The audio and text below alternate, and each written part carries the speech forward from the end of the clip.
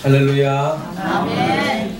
우리에게 육신의 부모를 허락하시고 부모님의 사랑을 통하여 하나님의 사랑을 알아가고 또 하늘의 기쁨을 누릴 수 있도록 인도하신 우리 주님을 향하여 할렐루야 찬양대에서 귀한 찬양을 올렸습니다. 우리 주님께서 영광 중에 받아주신 줄로 믿습니다. 찬양의 가사처럼 늘 부모님의 사랑을 늘 기억하고 그 사랑에 보답하며 살아가는 우리 모두가 되기를 주의 이름으로 축원합니다. 우리 옆 사람과 한번 인사 나눕시다. 주님의 어버이의 사랑을 잊지 맙시다. 어버이의 사랑을 잊지 맙시다.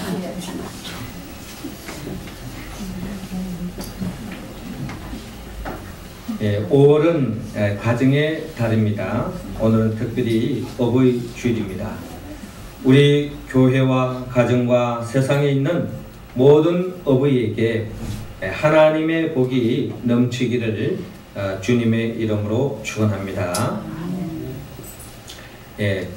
교회 유치부에 다니는 어린 아이가 있었습니다.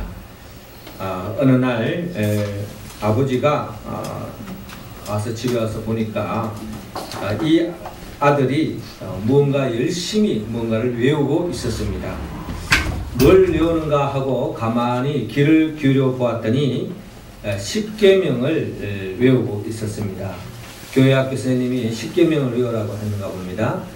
십계명을 한참 외우고 있는데 제5계명 내 부모를 공경하라 라고 하는 말씀인데 이 아들이 어떻게 외우는 거 하니 내 부모를 공격하라, 내 부모를 공격하라 하면서 자꾸 외우고 있는 겁니다. 그래서 아버지가 이 아들에게 이놈아 공격이 아니고 공경이야, 공경이라고 바로 가르쳐 줍니다. 그랬더니 이 아들이 하는 말이 공격하라 하고 공경하라 하고 무엇이 다릅니까? 하고 물어보는 겁니다. 그래서 이 아버지가 한 말이 공경은 아버지 말씀을 잘 듣고 사랑하는 것이고 공격하는 것은 결국 아버지인데 덤벼들고 아버지 말씀을 안 듣는 것, 이게 공격이란다 하고 가르쳐 주었습니다. 그랬더니 이 아들이 대뜸 하는 말이 그런데 왜 아빠는 할아버지에게 공경하지 않고 공격해 하고 묻더라는 것입니다. 좀 우스갯 이야기지만은 이 이야기 속에 굉장한 심각한 이야기를 뜻을 담고 있는 것 같습니다. 누군가가 효자 집안에 효자 나고 불효자 집안에 불효자 난다라는 말이 있습니다. 부모님께 효도하고 순종하는 사람은 효도하고 순종하는 자식을 얻지만 부모님의 말씀을 거스리는 사람은 결국 자신의 말을 거스리는 자식을 얻을 수밖에 없다는 것입니다. 성경의 관점에서 본다면 부모님께 효도하는 것이 결국 가정에서 복을 받느냐 받지 못하느냐 그 갈림길이 바로 효도에 있다는 것입니다. 그러기에 출애굽기 20장 12절을 보면 내 부모를 공경하라. 그래야면 너의 하나님 나 여호와가 내게 준 땅에서 내 생명이 길리라 라고 말씀하고 있습니다. 에베소서 6장 1절에서 2절 이하에도 자녀들아 너희 부모를 주 안에서 순종하라. 이것이 옳으니라. 내 아버지와 어머니를 공경하라. 이것이 약속 있는 첫 계명이니 이는 내가 잘되고 땅에서 장수하리라 라고 말씀하고 있습니다. 하나님은 이 가정의 달을 맞이하여 우리 가정 속에 부모님께 효도함으로 복받는 가정이 다 되기를 주님은 원하고 있습니다. 예수님은 특별히 효에 대해서 본을 보여주었습니다. 예수님은 육신의 부모님에게 효를 다했을 뿐만 아니라 하늘에 계신 하나님 아버지에 대하여 효를 보여주었습니다. 특별히 오늘 성경 본문의 말씀을 통하여 예수님께서 하나님 아버지를 어떻게 공경히 했는지 우리가 살펴보므로 우리가 육신의 부모님, 더 나아가 보이지 않는 하늘에 계신 하나님 아버지를 어떻게 공경해야 할 것인가 하는 것을 오늘 성경 본문을 통하여 우리가 한번 살펴볼 수 있기를 원합니다. 먼저 하나님은 오늘 본문 23절에서 24절을 통하여 예수님처럼 순종하라고 우리에게 말씀하고 있습니다. 자, 24절 말씀 우리 같이 한번 읽어볼까요? 시작. 나를 사랑하지 아니하는 자는 내 말을 지키지 아니하나니 너희의 듣는 말은 내 말이 아니요 나를 보내신 아버지의 말씀이니라. 아멘. 저를 따라하시기 바랍니다. 부모님께 순종합시다. 부모님께 순종합시다. 예수님은 효자 중에 효자였습니다. 예수님은 철저하게 그의 삶 전체가 하나님의 말씀에 철저하게 순종하는 삶이었습니다. 오늘 본문 24절 이하를 통해서도 우리가 볼 수 있듯이 너희의 듣는 말은 내 말이 아니요 나를 보내신 아버지의 말씀이니라 라고 주님께서 말씀하고 있습니다. 예수님께서 이 땅에 하신 그 모든 말씀은 예수님의 자의적인 말씀이라기보다도 하나님의 말씀, 그 말씀을 그대로 대언했다라고 오늘 성경은 주님께서 친히 표현하고 있습니다. 하나님께서 주신 말씀을 그대로 대언했고 전달한 것이 바로 예수님의 말씀이었고, 예수님은 그 하나님 아버지의 말씀 그대로 전달하는 것으로만 머무는 것이 아니라 그 말씀을 철저하게 순종하는 삶이었다는 것을 우리는 예수님의 생애를 통하여 우리는 잘 알 수 있습니다.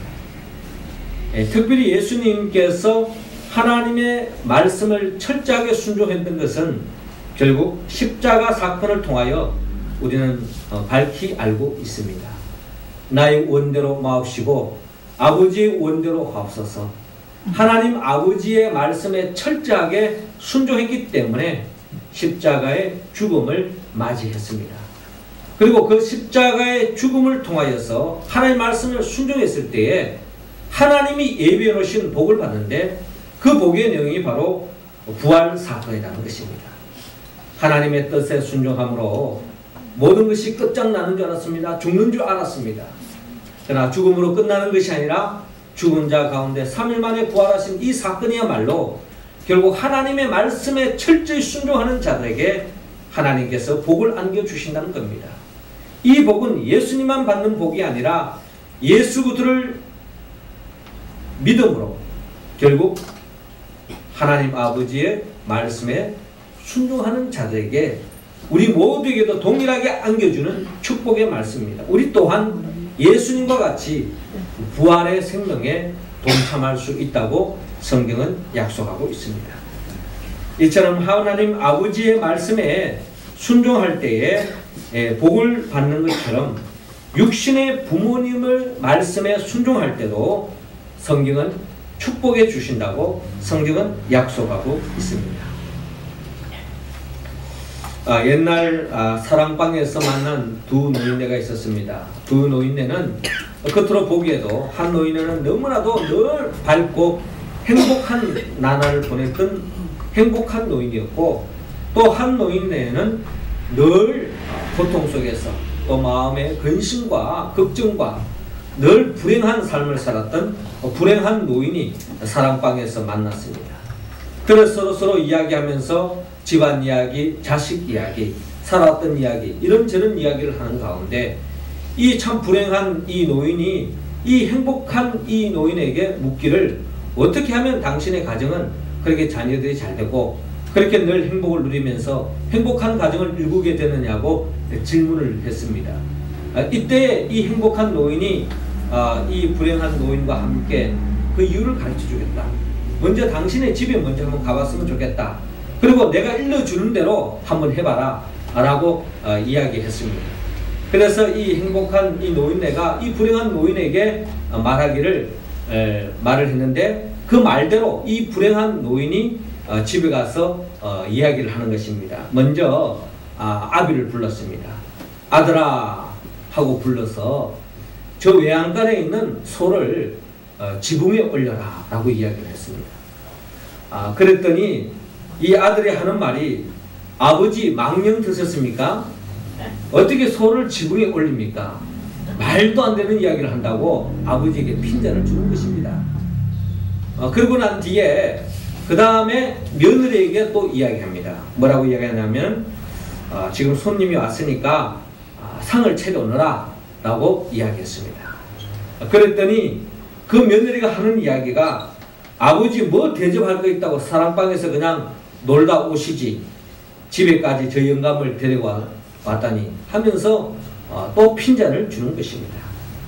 이 광경을 봤던 이 행복한 노인이 내일은 우리 집에 한번 가보자 라고 이야기합니다. 그래서 다음날 그 행복하게 보이던 그 노인의 집에 한번 가보았습니다. 그 집에 가보아서 이제 그 행복한 노인이 아범을 부릅니다.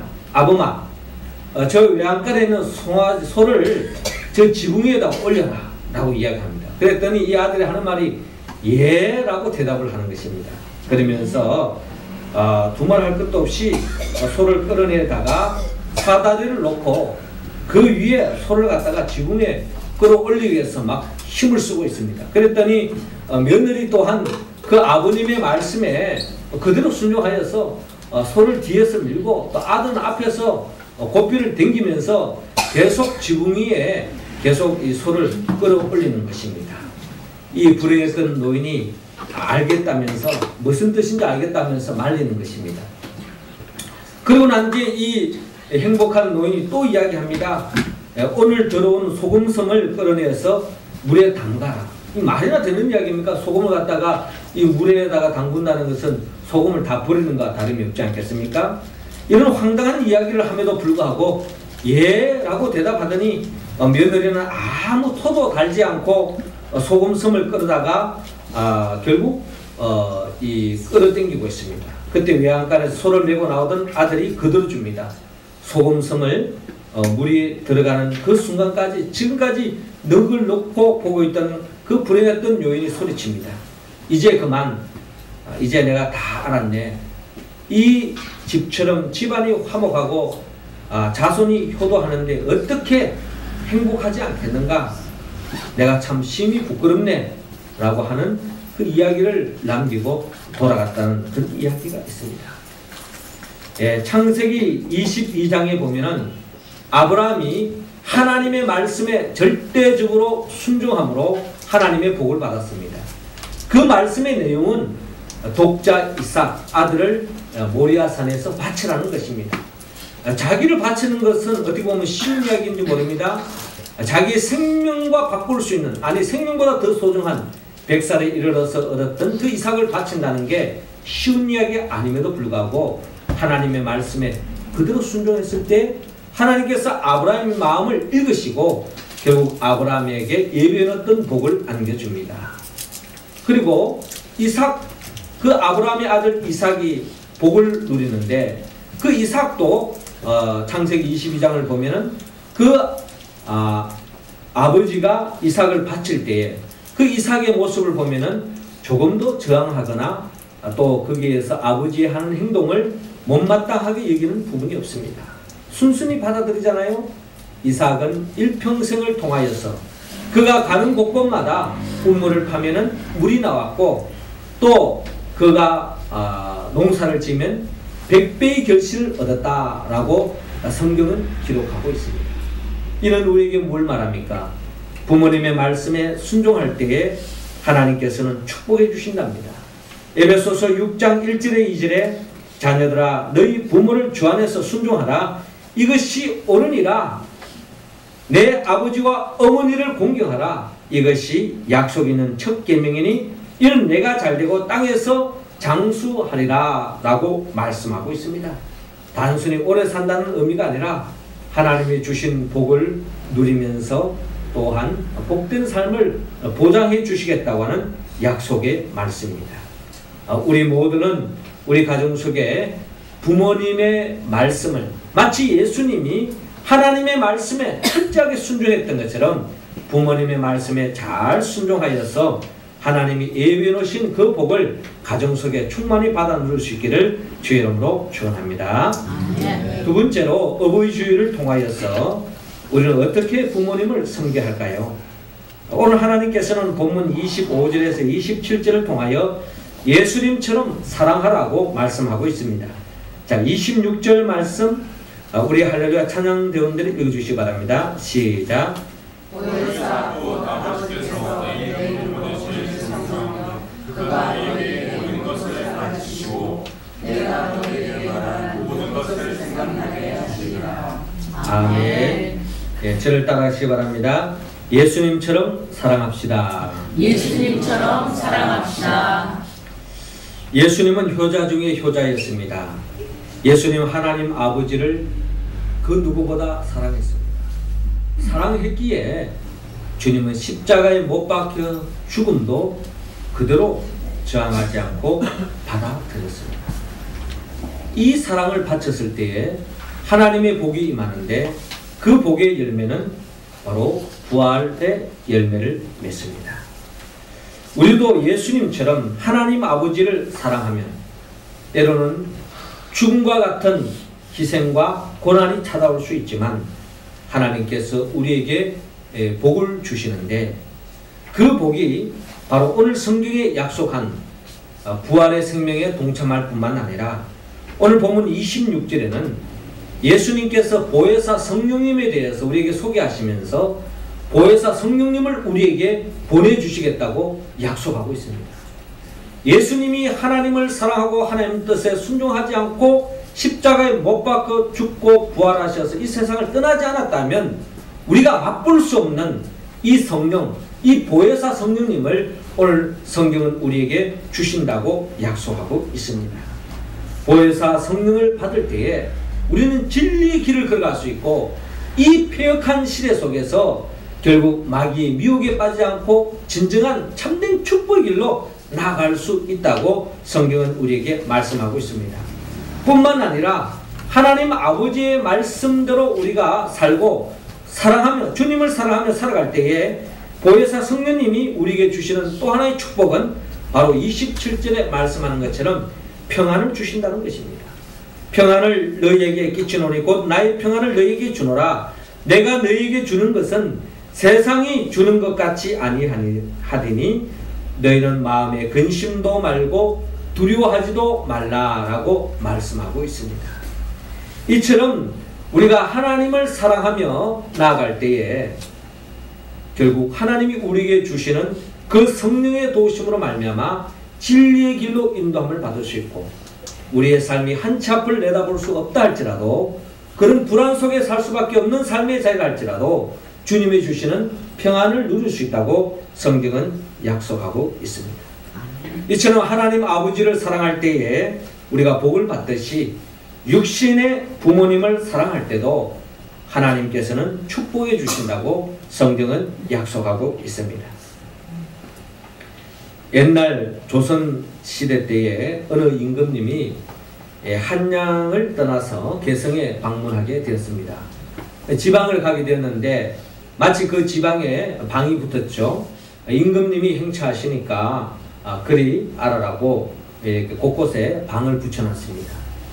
이 소식을 들었던 많은 백성들이 임금님을 한번 보기 위해서 다 나왔습니다. 마침 산골짜기에 사는 어느 연세가 지긋한 할머니도 이 소식을 접하게 되었고 이 아들에게 부탁을 하기를 자기가 일평생도록 임금님의 얼굴을 한번 본 적이 없는데 임금님을 한번 얼굴을 볼 수 있도록 나를 업어서 임금님의 얼굴을 한번 볼 수 있도록 가는 그 길목에 나를 데려줬으면 좋겠다라고 부탁을 했던 것입니다.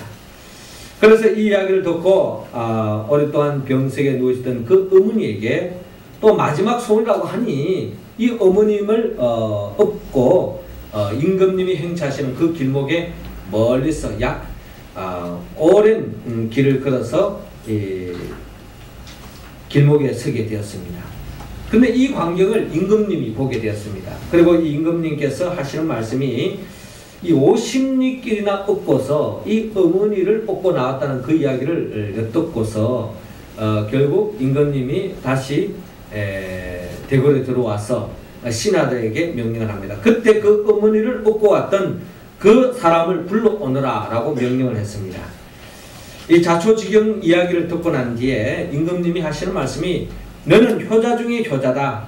그래서 금 100냥과 살 한 성을 상으로 주겠다라고 명령했을 때에 그 상을 받고 돌아갔다는 이야기가 있습니다. 자, 이 이야기를 들었던 아주 어느 동네에 아주 불효막심한 아들이 있었습니다. 이 아들이 이 소식을 듣고서 어떻게 하면 나도 저렇게 많은 돈을 벌을 수 있겠는가, 임금님 상을 받을 수 있겠는가 하는 생각에 마침 또 어느 지역에 임금님이 행차한다는 이야기를 듣고서 마침 그 어머니도 몸이 굉장히 아프신데 어머님은 가고 싶은 마음이 없는데도 불구하고 그 어머니를 얻고서 그 임금님이 행차하는 그 길목에 서게 되었다고 합니다. 또 그 소식을 또 듣고 임금님이 다시 불렀습니다. 그러면서 자초지경 이야기를 들었습니다. 그래서 신하를 불러서 저 아들에게도 상금을 주어라 라고 명령을 했습니다. 그때 신하가 이야기합니다. 임금님, 뭔가 좀 잘못된 것 같습니다. 제가 이렇게 듣기로는 저 놈은 아주 불효막심한 놈입니다.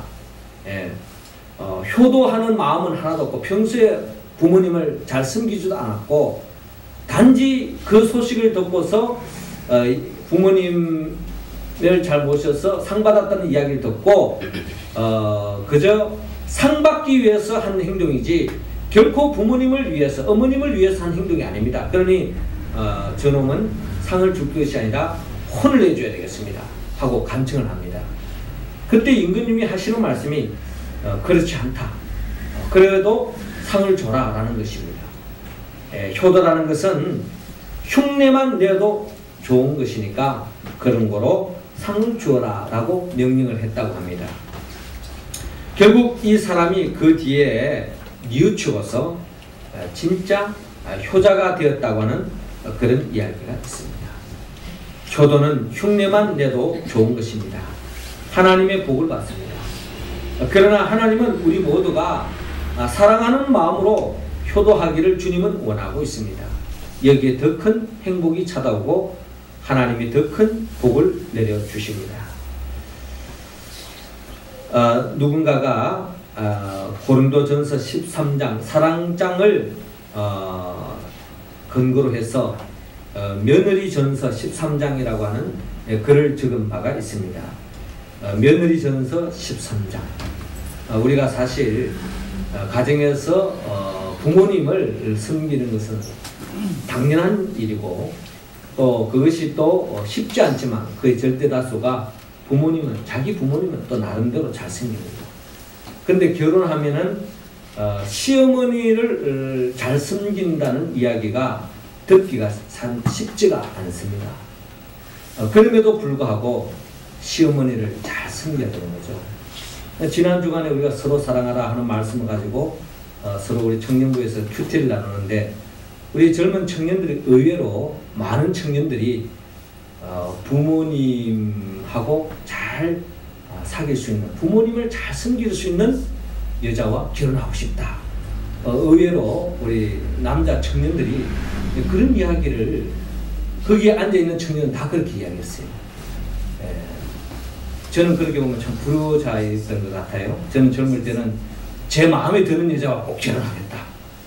이렇게 이야기하고 제 형님은 꼭 어머니 마음에 맞는 여자와 결혼하겠다. 이런 이야기 들으면 참 장남이라서 그런가 보다. 뭐 이런 생각으로 제가 말하는데 우리 청년들 이야기 들으면 의외로 우리 부모님을 잘 섬길 수 있는 여자와 결혼하고 싶다 하는 이런 이야기 들을 때 우리 교회 청년들은 앞으로 하나님의 복을 엄청 받을 수 있는 가능성이 열려져 있다 하는 생각을 가지고 왔습니다. 우리 교회 청년들 유심히 보시고 좋은 사람 소개하셔서 복 받는 복덩이 청년인 것 같습니다. 그래서 사실 이 시험은 잘 쓴 게 쉽지가 않은데 며느리전서 13장 이런 글이 있습니다. 내가 시어머니에게 애교 있는 말로 아부 전화를 할지라도 사랑이 없으면 울리는 꽹가리가 됩니다. 내가 세상 지식과 지혜로 교회 집사가 되었을지라도 시어머니에 대한 사랑이 없으면 아무것도 아닙니다. 내가 내게 있는 재물로 시어머니에게 용돈을 드려도 그 속에 사랑이 없으면 아무 유익이 없습니다. 사랑은 시어머니가 무리한 요구를 할지라도 참고 시어머니가 심한 말을 할지라도 온유하며 남편이 시어머니 앞에서 재롱을 부려도 투기하지 않습니다. 사랑은 시어머니 앞에서 교만하지 않으며 시어머니에게 무리 행치 않습니다. 사랑은 화가 목구멍까지 치밀어 올라올지라도 참으며 가사가 힘겨울지라도 끝까지 견뎌냅니다. 요즘 이런 며느리 찾기가 쉽지 않습니다. 기도 많이 하시기 바랍니다. 성령이 도와주셔야 이런 며느리 맞이할 수 있고 이런 복덩이를 함께 살 수 있고 가정이 살 수 있는 길이지, 사실 이런 며느리가 너무나 보기 힘들기 때문에 아마 이런 글을 남긴 것 같습니다. 사랑 없이 부모에게 용돈 드릴 수 있습니다. 외식도 시켜드릴 수 있습니다. 사랑 없이 부모님께 좋은 옷을 사드리고 빨래해 드릴 수도 있습니다. 그러나 하나님 아버지를 사랑하는 성도라면 하나님 아버지를 대하듯이 부모님께 사랑을 다해야 합니다. 그때 하나님은 친히 우리에게 복을 더해 주실 줄로 믿습니다. 이 복을 놓치지 않고 받는 우리 모든 가정들 다 될 수 있기를 주의 이름으로 축원합니다. 마지막 세 번째로 우리가 어버이 주일을 통하여서 다시 한 번 더 우리 부모님께 어떻게 모셔야 할까요? 오늘 하나님께서는 본문 28절에서 29절을 통하여 예수님처럼 존경하라고 말씀하고 있습니다. 자, 28절 말씀 우리 할렐루야 찬양대원들이 여러분들이 한번 읽어주시기 바랍니다. 시작. 내가 갔다가 너희에게로 온다 하는 말을 너희가 논하니 나는 사랑하였으면 너희의 아버지께로 가기를 기뻐하였으리라. 아버지는 나보다 크시니이다. 아멘. 네, 저를 따라하시기 바랍니다. 부모님께 존중합시다. 부모님께 존중합시다. 예수님은 효자 중에 효자였습니다. 예수님은 하나님 아버지를 존중하셨습니다. 오늘 본문 28절 하반절을 보더라도 아버지는 나보다 크심이니라 라고 표현하고 있습니다. 하나님 아버지를 존중했기 때문에 하나님 아버지의 뜻을 순종했고 하나님 아버지를 존중했기 때문에 하나님 아버지를 사랑했고 철저히 존경의 모습을 우리에게 보여주었습니다.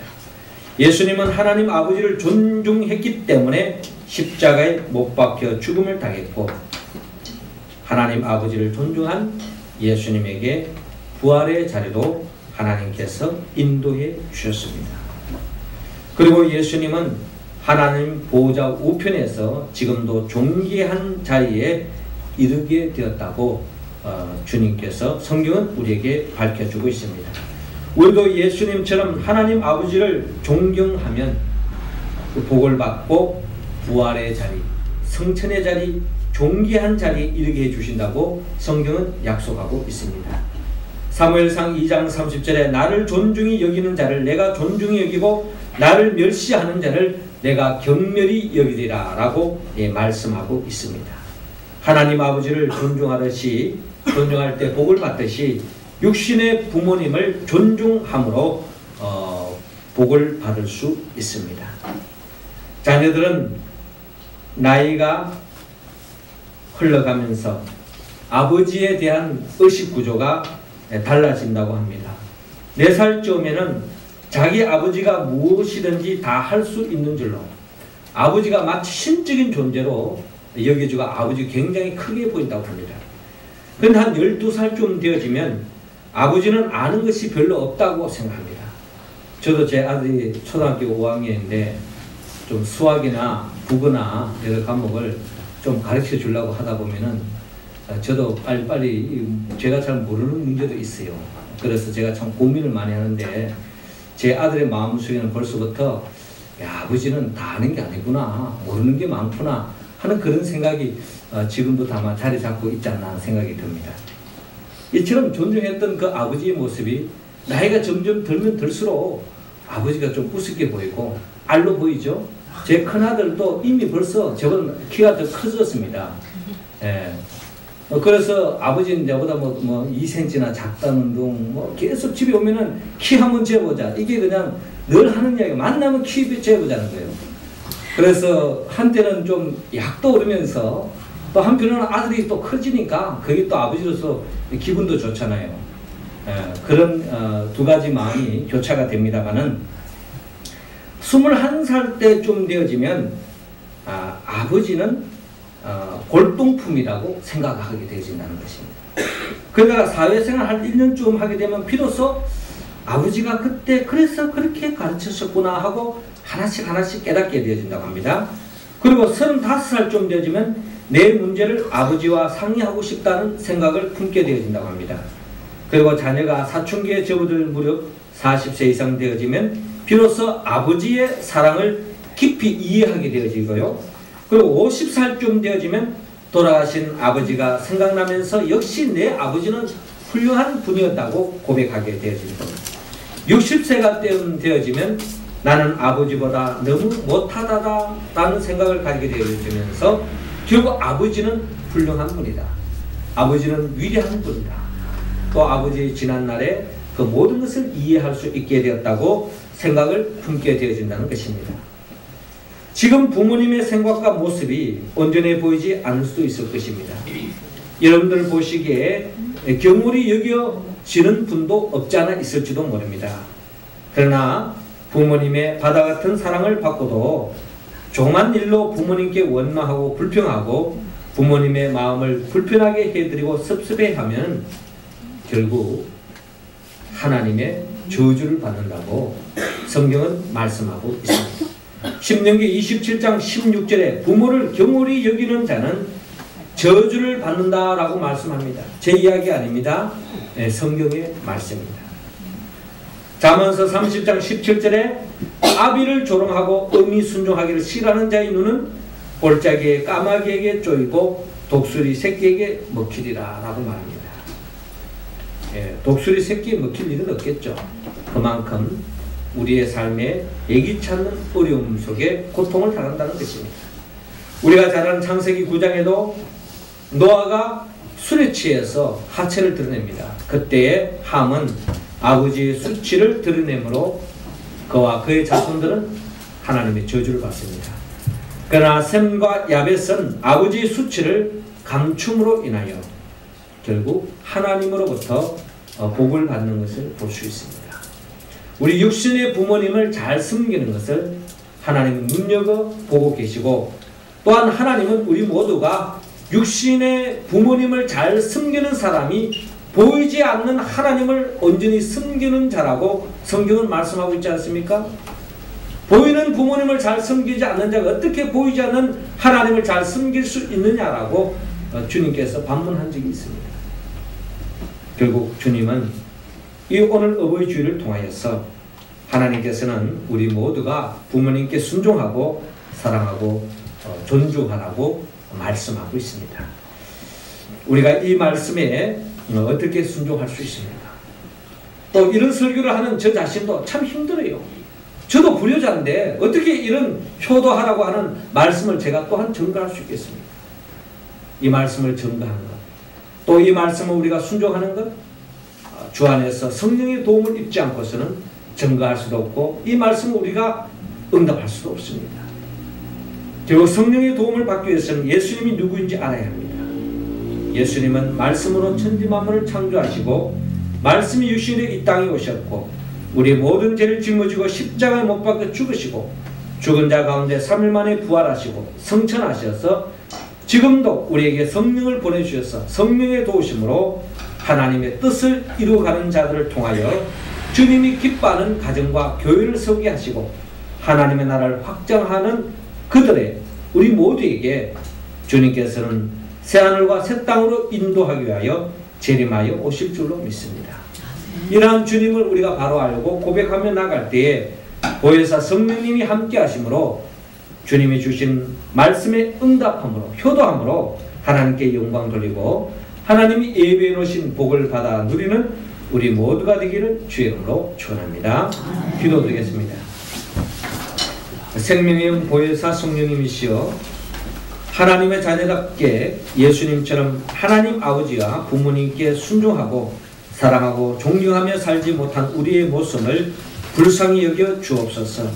이 시간 우리 모두에게 효도영을 허락하여 주셔서 예수님처럼 하나님 아버지와 육신의 부모님을 향하여 순종하고 사랑하고 존경함으로 하나님께 영광 돌리며 또한 하늘의 신령한 복을 가정 속에 자자손손 받아 누릴 수 있도록 인도하여 주옵소서.